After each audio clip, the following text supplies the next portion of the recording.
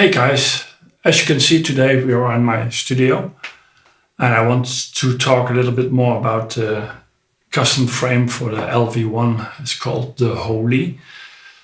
So some people ask me why there's no space for like extreme server, for instance, or another device. Well, the reason, as you can see in the studio, which I'm using also the Holi quite a lot, is that this is the perfect working angle.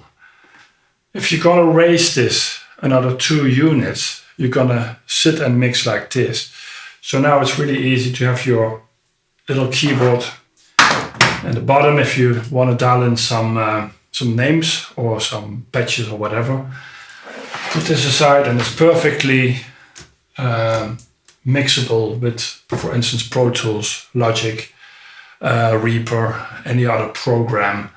So that's the reason why it's still kept quite neat.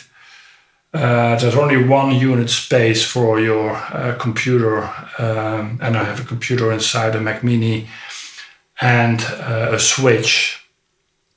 As you can see, there's some 2 connections in the front, and we have some connections in the back. We get later to it.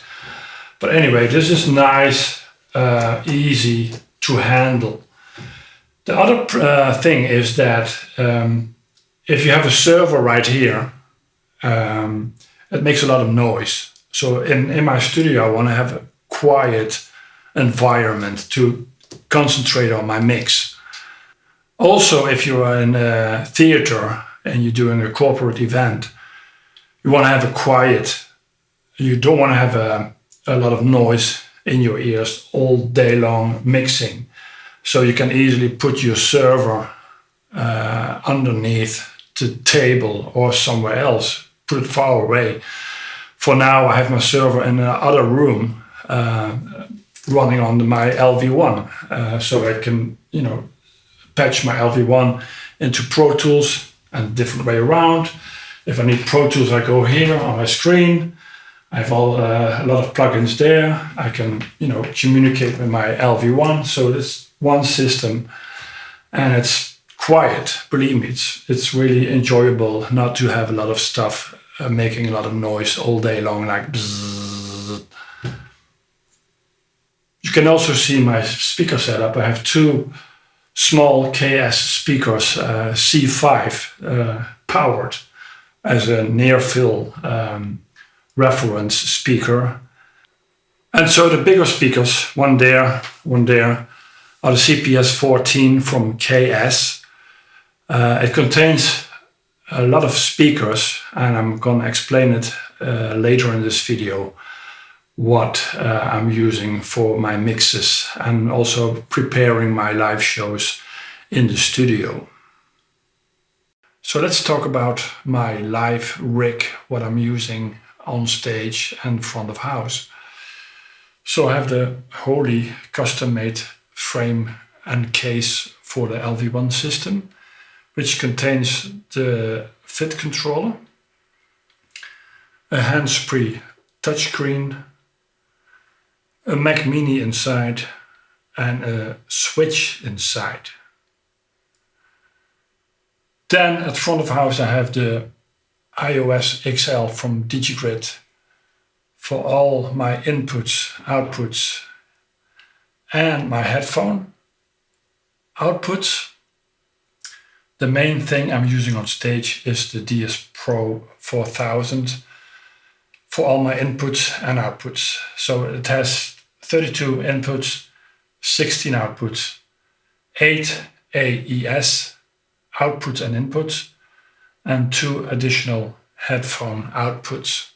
You can use those for a drummer, hardwired drummer, a keyboard player, hardwired, or just to listen to some inputs or outputs, whatever you're gonna route to the headphones.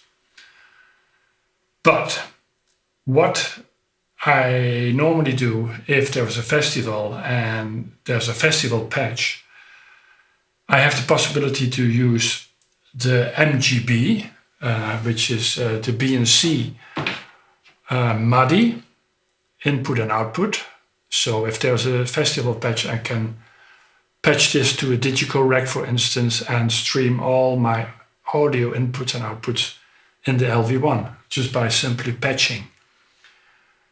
But if they don't have MADI, I always have the WSC sound grid bridge with me.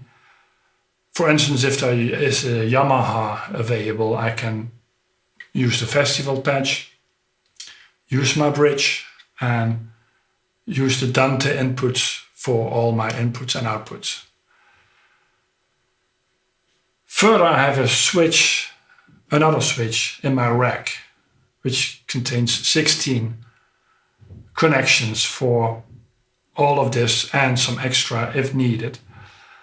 My computer is in the drawer here, so I can stream and record, do a virtual soundcheck, record the new show on my computer. It's a MacBook Pro, which is in this drawer. And then I have for the musicians, I have the WRC1. So the WRC1, you can use any tablet or an iPad. You can use any phone to make your own in-ear mix or your wedges, whatever you need. So that's another thing I always take on me on the road. So this is how my little live setup looks like.